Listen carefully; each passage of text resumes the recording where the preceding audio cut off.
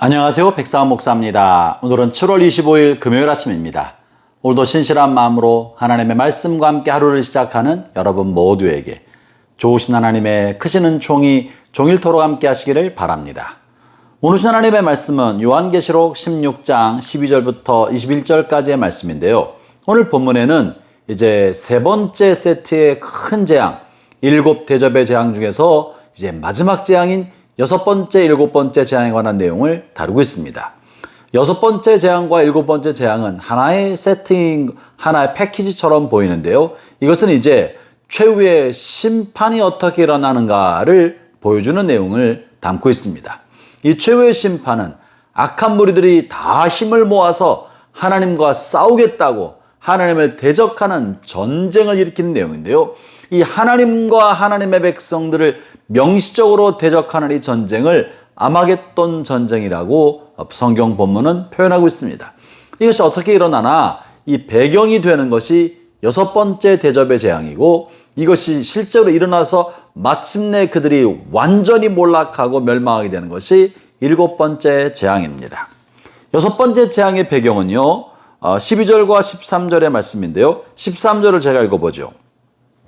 또 내가 보매 개구리 같은 새 더러운 영이 용의 입과 짐승의 입과 거짓 선지자의 입에서 나오니 그들은 귀신의 영이라. 이적을 행하여 온 천하의 왕들에게 가서 하나님 곧 전능하신 날에 있을 전쟁을 위하여 그들을 모으더라.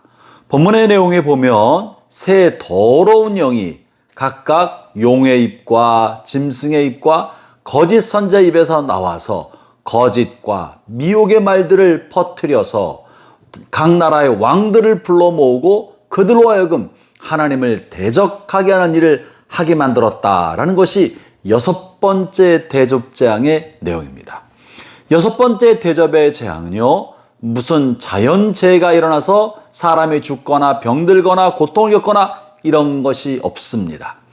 직접적으로 사람이 고통을 받는 일은 없으나 6번째 재앙이 가장 무섭고 두려운 것은 그들이 하나님을 향하여 완악한 마음, 강팍한 마음을 갖게 만들고 하나님을 향하여 잘못된 선동에 의해서 미혹을 당해 속고 미혹을 당해서 하나님과 등지고 하나님과 싸우려고 맘먹게 되었다는 것을 말해줍니다. 이것은 바로 거짓 영이 만들어낸 술책인데요.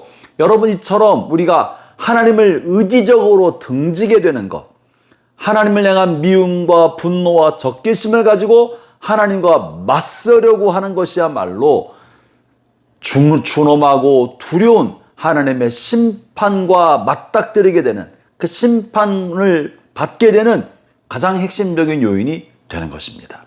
형제자매 여러분, 이 모든 것의 원인은 거짓 영, 용의 입과 짐승의 입과 거짓 선지자의 입에서 나오는 거짓 영으로부터 일어났다는 것을 우리가 알아야 됩니다. 여기서 용은 마귀를 상징하는 것이고요, 짐승은 마귀가 이 세상 사람들이 따르도록 만들어 있는 세상의 우상을 말합니다.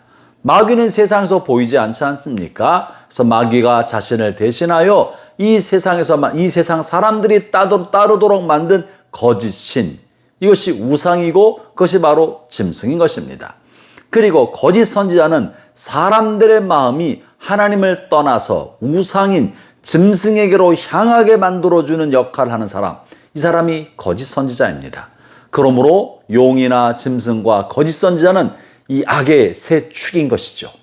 보이지 않는 마귀인 용과 이 땅에 세워진 거짓 신인 짐승과 거짓 신을 숭배하도록 이끌고 있는 거짓 선지자, 이 셋은 악의 새 축이 되는 것입니다. 이들로 말미암아 이들이 만들어낸 유혹과 거짓과 미혹의 말들로 사람들이 속아서 하나님을 대적하게 됐다라는 것이 6번째 재앙입니다. 형제자매 여러분, 우리가 이 재앙으로부터 벗어나려면, 이 끔찍하고 악한 일로부터 벗어나려면 어떻게 해야 되겠습니까? 이들의 거짓된 말에, 미혹하는 말에 속지 않아야 됩니다. 이들의 말에 속지 않으려면 어떻게 돼야 됩니까? 6번째 대접이 땅에 부어질 때 땅의 모든 나라 왕들과 모든 사람들이 하나님을 대적하여, 그리고 하나님의 백성들을 대적하여 전쟁을 일으키려고 아마겟돈 지역에 모였다고 하지 않습니까? 어떻게 이들의 미혹을 받지 않겠습니까? 그것이 바로 말세를 살아가는 우리가 해야 할 가장 중요한 일 중에 하나인데, 그것은 바로 하나님의 진리의 말씀으로 우리의 마음과 생각을 튼튼하게 무장하는 것이옵시다. 하나님의 말씀과 하나님의 진리로 우리의 마음과 생각을 단단하게 무장하지 아니하면 미혹의 영, 거짓의 영이 만들어낸 거짓말과 악한 생각과 미혹의 말로 속임을 당하고 속아서 잘못된 선택을 하여 잘못된 길을 갈 수 있게 되는 것이죠.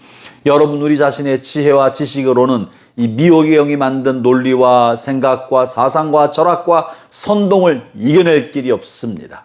그러므로 말세를 살아가는 저와 여러분은 날마다 성경을 읽고 하나님의 말씀을 묵상하며 하나님의 말씀으로 생각을 채우고 마음을 채우고 그 말씀으로 단단히 무장하여 세상에서 들려오는 소리와 세상의 정신과 세상의 철학과 세상의 사조에 따르지 아니하고 말씀대로 삶을 살기로 늘 결단한 삶을 살아야 할 것입니다. 그것이 바로 6번째 재앙에 관련된 이야기고, 이 재앙을 피하는 길은 하나님의 말씀의 진리로 무장하는 것이라는 거죠. 7번째 재앙은 뭡니까? 이것은 바로 큰 성 바벨론이 멸망되는 것인데요. 그들은 큰 지진으로 말미암아 멸망이 됩니다. 그들의 멸망이 관하여 이제 17절부터 쭉 실려 있는데요. 이때 우리가 기억해야 할, 말세를 살아가는 하나님의 백성으로서 기억해야 할 것이 15절의 말씀입니다. 15절 말씀을 제가 읽어보겠습니다. 보라, 내가 도둑같이 오리니 누구든지 깨어 자기 옷을 지켜 벌거벗고 다니지 아니하며 자기의 부끄러움을 보이지 아니하는 자는 복이 있다. 이 6번째 재앙을 내리면서 주님께서 말세를 성도들이 어떻게 살아가야 될지를 말하는 거예요. 말씀으로 무장하고 항상 깨어 있어서 부끄러움 가운데 거하지 않는 삶을 살아야 한다. 누가 봐도 또 내 안에 있는 내 양심과 성령께서 보셔도 부끄럽지 않게 깨어있는 삶을 살고 또 자신의 부끄러움을 보이지 아니하도록 마음에 있는 악한 생각과 이기적인 욕심과 정욕이 내 삶으로 표출되지 아니하도록 육체의 정욕을 제어하고 성령의 힘으로 제어하고 거룩하고 깨끗한 옷을 입고 정직한 삶을 살아가는 것이야말로 말세를 살아가는 성도의 삶이라고 말하고 계십니다. 사랑하는 형제자매 여러분, 지금이 말세입니다. 거짓에 속지 않도록 날마다 깨어서 말씀을 읽으십시오. 날마다 말씀 가운데 거하십시오. 그리고 여러분의 자신의 삶이 누가 봐도 부끄럽지 않고 깨끗한 삶을 살아가도록 아침부터 마음을 정결하게 하고 하루 종일 그 마음을 지키며 살아가십시오. 그러면 하나님의 은혜가 여러분의 삶에 머물게 될 것입니다. 기도하겠습니다. 하나님 아버지, 감사합니다. 이 마지막 때를 살아가는 우리가 늘 깨어있게 해주시고 말씀에 깨어있고 기도에 깨어있고 성령에 깨어있어서 부끄럽지 않은 삶을 살아가게 하여 주옵소서. 예수님 이름으로 기도합니다. 아멘.